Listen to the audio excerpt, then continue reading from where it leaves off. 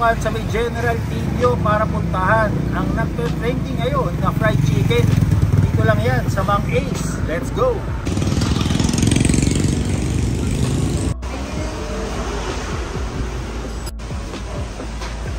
Boss Alan, sir, kailan ba nagsimula itong tindahan nyo? Bali, nag-umpisa po kami ng chicken namin, bali 2005. Bali, sa bahay lang po kami kasi yung puhunan po namin, bali 1,000 lang. 1,000 puhunan? Opo. Tapos? Bali, yun lang po yung pinaikot namin ng 1,000. Hanggang sa nagustuhan naman po ng mga customer namin. Kasi po talagang hindi kami namimigay ng mga flyers. Bali, yung customer na lang po yung word of mouth, kumbaga. Parang word of mouth lang po. Kasi mga customer po namin pag umorder, pag may handaan, yung mga bisita po nilang nakakatikim ng chicken namin, kumbaga kinukuha nila doon sa umorder sa amin yung number namin. Kaya ganoon po yung nangyari, parang pasabi-sabi na lang talaga. Para sa mga gustong order at gustong makakatikim nitong Mang Ace Fried Chicken, saan ho ba kayo mahanap? Dito po kami sa number 23 General Tilio Street, Morning Place of Caloocan. Makikita naman po sa Waze yung Mang Ace Fried Chicken. Pwede makita sa Waze. Tapos kung gusto nila mag-order, ano po bang number na tatawagan? Yung sa number po namin, 0932-848-3465. Okay. So, kailan po kayo nagkaroon ng tindahan na, di ba dati o sa bahay?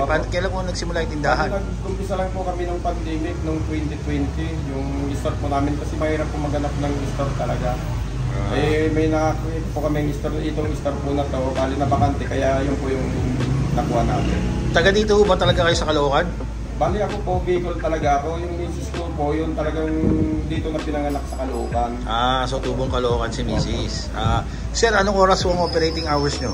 Bali, nag-open po kami ng 9 AM to 9:30 PM. 9 AM to 9:30 PM. Sir, ano ba pinagkaiba nitong manok nyo kumpara sa ibang manok ng mga tinitinda? Yung sa amin po kasi talaga yung chicken namin, wala pong breeding.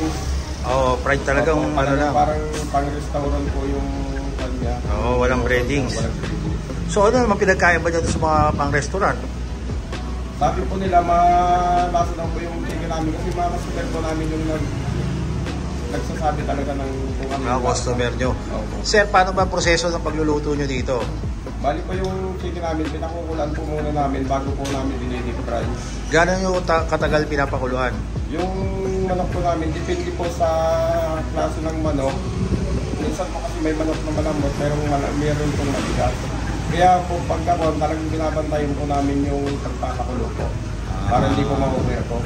Pag na-over po kasi parang nagiging bulak yung manok niya, yung manok. Nagiging bulak, sobrang lambot na. Iba na po yung texture. So talagang tinitignan nyo na mabuti kung ano. Talagang ito. Tapos, pinapahinga nyo pa ba yung manok or diretso rekta na yun? Pagka hango, prito ka agad? Pinapalamig po muna ng mga 1 oras kasi po pag mainit yung manok, dumidikit po sa kawali yung balat ng manok na, tsaka kumbaga mabilis mangitim yung mantika. So pagka-prito na, mga gaano katagal naman ho? Mga 10 to 15 minutes po yung deep fry po. Pagkatapos pwede na kainin? Okay. Ayun. Magkano ho ulit ang manok nyo, sir? Yung manok po namin ngayon, bali 290 po. Kaya lang po, di namin alam kung baka next week or ano, kasi tumaas na naman po yung presyo ng manok eh. Baka magtatas lang po kami ng 10 pesos. Pero depende po kung mag-steady pa rin po yung price niya, ganun pa rin po. 290. Yung kwan po kasi yung sariwa, lagi tumataas eh. Lagi ho tumataas. Pero hindi ho pala kayo quarter chicken, no? Na 99 pesos. 2 rice na po. May kasamang 2 rice na. Maraming salamat, Mang A. Salamat at natikman ko rin yung inyong manok. Napakasarap pala talaga.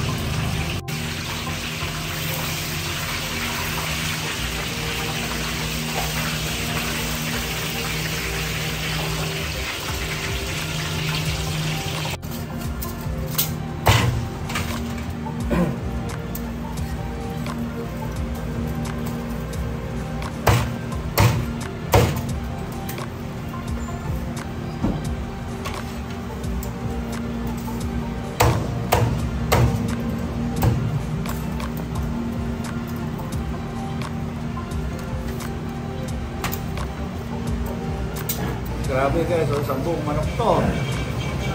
Kainin na natin. Masyado siyang ano, no? Malambot kasi yung laman eh.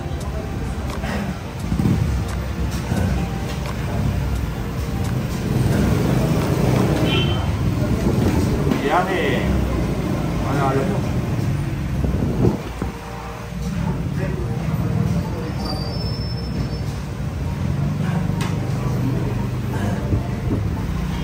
So guys, ito na nga, no, yung medyo nagte-trending ngayon na fried chicken na ala Maxis daw. So, paborito ko kasi ang Maxis, kaya kailangan natin tikman ko. At ang kagandahan dito, yung presyo nito, 299 pesos lang. Malayan nyo isang buong chicken, 299 pesos. Kaya murang-mura. Tapos pwede rin kayo mga umorder ng mga quarter chicken nila with 2 rice, 99 pesos lang. Diba? May kalibre ng sabaw yun. So, ito guys, yung chicken. Meron tayo isang buo na hindi pa na-chop at meron dito isang na-chop na.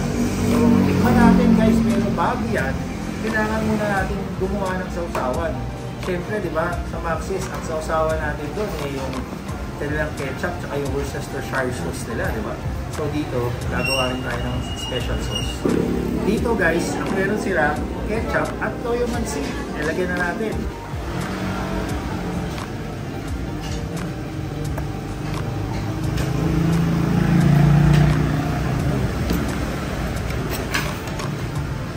Haluin na natin to.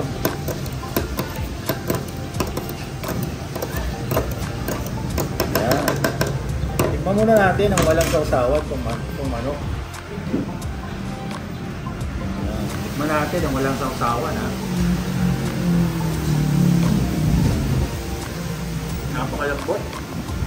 Tapos ng bayag, crispy. Malasang-malasa na siya. Konting alat, pero yun talaga yung lasa nito, parang mga gantong classic style ng manok. Guys, sobrang simple lang to, pinakuluan lang, tapos pinito, diba? Nakita nyo kung paano na ginawa. Ngayon, lagyan natin ng sauce. Manalo ito, masarap. Guys, grabe yung lambot nito, ha. Manalo, ha. Lambot. Siyempre, depende mo lang kanin. Kailangan kaninang to. At ang itik pa naman natin ngayon, yung breast part. Kasi di ba dito nyo talaga malalaman yung manok eh, kung talaga bang masarap. Kung yung breast part nila, hindi dry. Masarap ang pagkalutong. In fairness, ha. Hindi siya dry. Meron yung ketchup.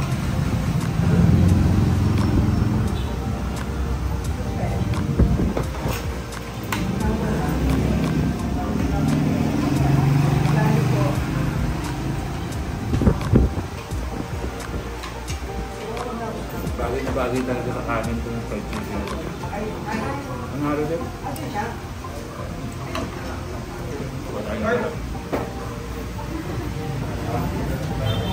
Ang balat na yan, ipin o.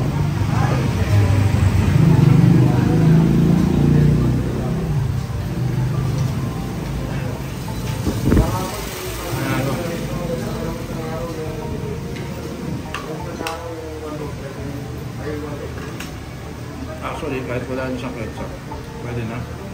Yung gusto yung mas malasa pa talaga, kailangan may ketchup. At guys, yun nga, no? Dito ko na muna tatapusin itong ating video. Dito nga yan sa Mang Ace, dito nga sa may Caloocan, sa General Niño. Napakasarap ng kanilang fried chicken. Talaga namang babalik-balikan nyo rin, no? Kung mahilig din kayo sa Max, parang ganun na nga rin ang presyo nila. Sa ngayon, ang presyo nila is 290 sa buong manok. Pero medyo nagmamahal na daw yung mga bilihin, kaya baka magtaas sila ng 300. Pero so far, hanggang ngayon, 290 pa lang ang presyo nila. Anyway guys, sana nag-enjoy kayo sa video na to. And if you do, please press the thumbs up button down below. If you haven't subscribed to the channel, please press the subscribe button and click the notification bell. Follow us on all our social media accounts. Till next time!